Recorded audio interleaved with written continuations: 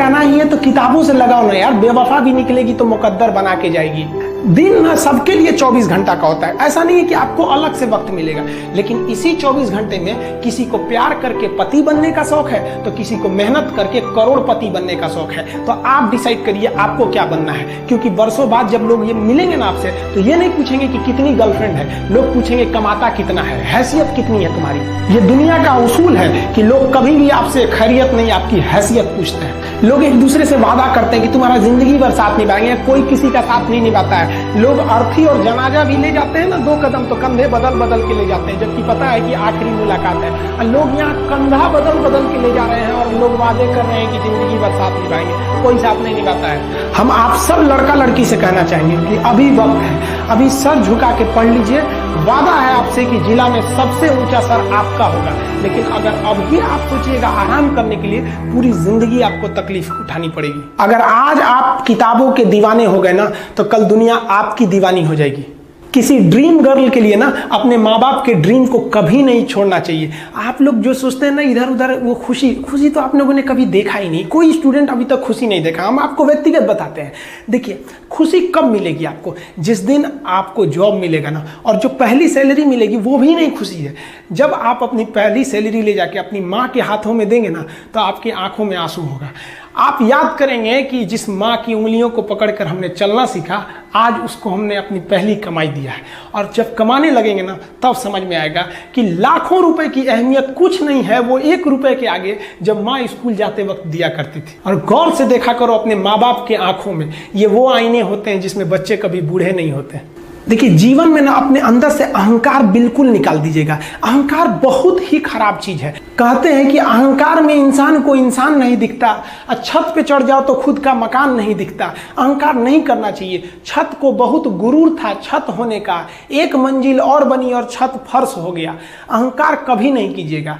तूफान ज्यादा होती है तो कश्ती डूब जाती है, और घमंड ज्यादा हो जाती है तो हस्ती डूब जाती है। जिस दिन आपको घमंड होने लगे ना अपने आप के ऊपर कि हम बहुत बड़े हो गए हैं, हम बहुत पढ़ लिए हैं, हम बहुत सक्सेसफुल मैन हो गए, हम बहुत बड़े बिजनेसमैन, हम बहुत, मतलब जिस दिन आपको घमंड हो गया ना उस दिन आप शमशान घाट में जाके देखिएगा आपसे नायाब लोग, आपसे अच्छे लोग वहां खाक बन गए।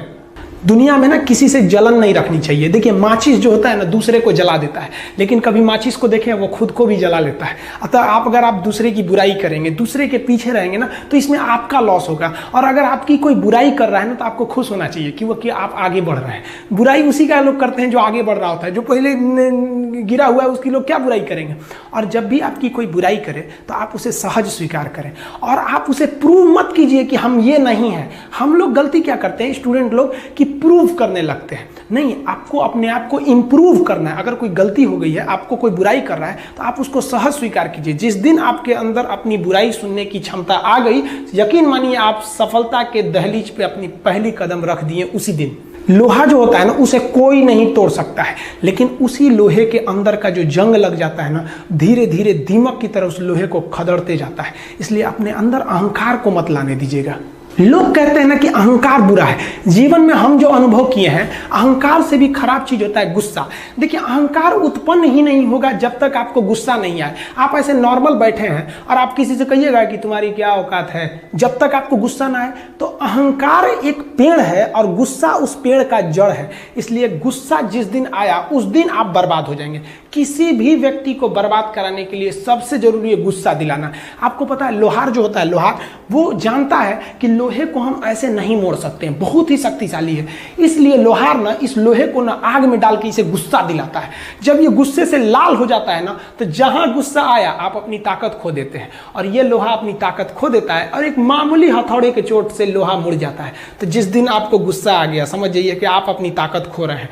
जब हम जन्म लेते हैं तो जन्म से ही हमारी जीभ रहती है और मरने तक हमारे साथ जीभ रहती है, क्योंकि वो बहुत ही नरम रहती है। उसे गुस्सा वो बहुत हार्ड नहीं होती है। लेकिन जन्म लेने के बाद दांत आता है और दांत काफी कड़ा होता है, और मरने से पहले ही दांत चला जाता है। यानी अगर आप नरम रहेंगे तो काफी लंबे समय तक रहेंगे, और जहां हार्ड होंगे आप वहीं आपका पतन चालू हो जाएगा। इंसान 3 साल में बोलना सीख जाता है, लेकिन उसे क्या बोलना है ये सीखने में उसे पूरी जीवन लग जाती है। शब्दों का इस्तेमाल बड़ा सोच समझ के कीजिएगा, ये आपके माँ बाप के दिए गए परवरिश का एक सबूत होता है।